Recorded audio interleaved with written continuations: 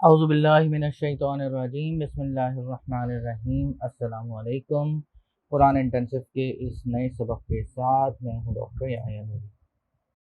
جناب، اب ہم سفر کرتے کرتے ایک ایسی جگہ پہنچ گئے ہیں جہاں ہم چھوٹی چھوٹی آیات کے اوپر گفتگو کر سکتے ہیں۔ تو ہم نے سوچا کہ سب سے پہلے ہم آپ سے اعوذ باللہ من الشیطان الرجیم کی بات کریں اور ہم آپ کو یہ بتائیں کہ یہ تعوذ ہے، اس کی کیا اہمیت ہے، اس کا جو ترجمہ ہے وہ کس طرح ہوتا ہے۔ تو اسے ہم تعوذ کہتے ہیں۔ قرآن کریم میں اللہ سبحانہ و تعالیٰ نے کچھ جگہوں پر ہمیں اللہ تعالیٰ سے پناہ مانگنے کے لیے حکم دیا ہے۔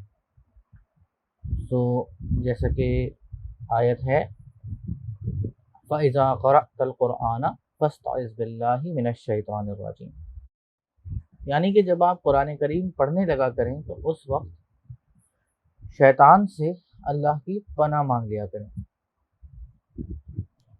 یہ سورہ نحل کی آیات ہیں۔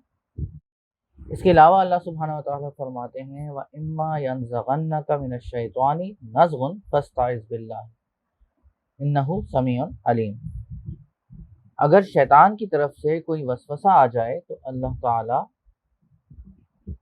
سے پناہ طلب کر لیا کرو، جو کہ بہت زیادہ سننے والے اور جاننے والے ہیں۔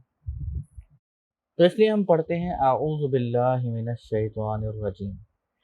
ابھی جو اعوذ ہے اس کو ہم الگ سے ایکسپلینیشن آپ کو دے چکے ہیں، لیکن ایک دفعہ آپ کو ریوائز کرا دیتے ہیں۔ آذا یا اعوذ، اوزن، اس کا جو مادہ ہے وہ عین، واو اور ذال ہے، اس میں تعلیل ہوئی ہے، تو یہ یا وضو سے یعوذ ہو گیا تھا اور اعوذ ہو گیا تھا، ٹھیک۔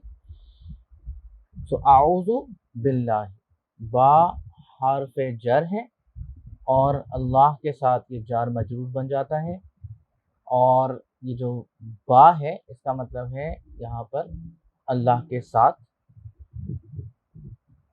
من سے الشیطان الرجیم، یہ الشیطان الرجیم صفت اور موصوف ہیں۔ شیطان کا مادہ شین، تو اور نون ہے، یا پھر شین، یا اور تا ہے۔ مختلف علماء کے نزدیک میں مختلف مادے ہیں۔ اگر ہم اس کے شیطانہ سے معنی کریں گے تو اس کا مطلب ہوتا ہے بہت دور چلا جانا، بہت دور ہو جانا، اور اگر ہم اس کا شاطا یا شیتو سے معنی کریں گے تو اس کا مطلب ہوتا ہے جل جانا غصے سے یا حسد سے۔ تو آپ یہ دونوں معنی اس کے اوپر ریلیٹ کر سکتے ہیں۔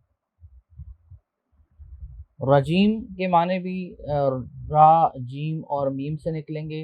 فاعل اس کا وزن ہے، اور اس کے معنی کسی کو پتھر مارنا یا دھتکار دینا، بھگا دینا، مردود یا لعین اسے سمجھ سکتے ہیں آپ، جس کے اوپر لعنت کی جائے۔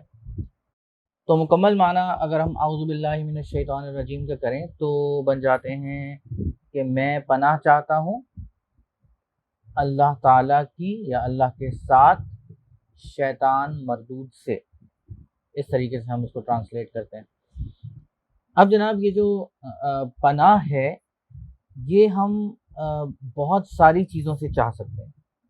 آپ نے قل اعوذ برب الفلق، قل اعوذ برب الناس پڑھ رکھی ہوں گی، اور آپ یقیناً ریگولرلی پڑھتے بھی ہوں گے، کیونکہ نبی اکرم صلی اللہ علیہ وسلم کی تعلیمات میں سے ہے کہ آپ روٹین میں ان دونوں صورتوں کو پڑھا کریں۔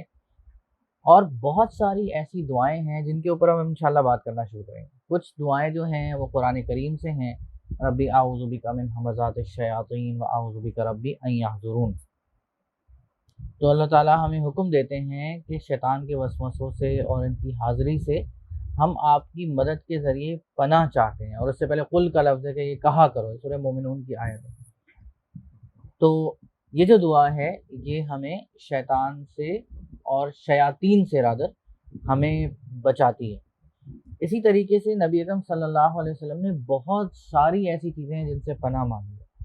کوئی اچھی سی دعاؤں کی کتاب اگر آپ لے لیں اور آپ ان تمام چیزوں کی ایک لسٹ بنا لیں کہ جن سے نبی اکرم صلی اللہ علیہ وسلم نے پناہ مانگی ہے، تو اس سے آپ کو انشاءاللہ بڑا فائدہ ہوگا۔ یہ روٹین میں پڑھنے کی دعائیں: اللہم انی اعوذ بک من زوال نعمتک وتحول عافیتک وفجاءت نقمتک وجمیع سخطک، کہ اے اللہ میں آپ سے پناہ مانگتا ہوں نعمت کے چھن جانے سے، عافیت کے بدل جانے سے،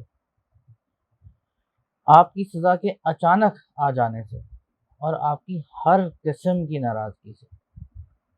اسی طرح ایک اور دعا ہے، اللہم انی اعوذ بک من جہد البلاء ودرک الشقاء وسوء القضاء وشماتۃ الاعداء، کہ اے اللہ میں آپ سے پناہ چاہتا ہوں آزمائش کی سختی سے، بدبختی کے آ جانے سے، بری تقدیر سے، اور دشمنوں کے خوش ہونے سے۔ تو آج کل کے زمانے میں تو یہ دعا پڑھنا بہت ضروری ہے، اس لیے کہ آپ سوچیں کہ عقل مند لوگ یہ کہتے ہیں کہ جی اپنے بچوں کے لیے نصیب مانگا کریں، تو آپ ان کے لیے جو سب سے اچھی مانگنے کی چیز ہے وہ یہ ہے کہ آپ ان کے لیے اچھا نصیب مانگیں، اپنے لیے اچھا نصیب مانگیں۔ تو اچھا نصیب مانگنے کا طریقہ یہی ہے، اور بری قسمت سے آپ اللہ تعالیٰ کی پناہ چاہیں کہ یہ دعا آپ ان کو یاد کریں، خود بھی یاد کریں اور روٹین میں پڑھا کریں۔ اسی طرح ایک اور دعا ہے، اللہم انی اعوذ بک من الہم والحزن، اعوذ بک من العجز والکسل، واعوذ بک من الجبن والبخل، واعوذ بک من غلبۃ الدین وقہر الرجال۔ اے اللہ میں آپ سے پناہ چاہتا ہوں فکر سے اور غم سے، عاجزی سے اور سستی سے، میں آپ کی پناہ چاہتا ہوں کنجوسی سے اور بزدلی سے،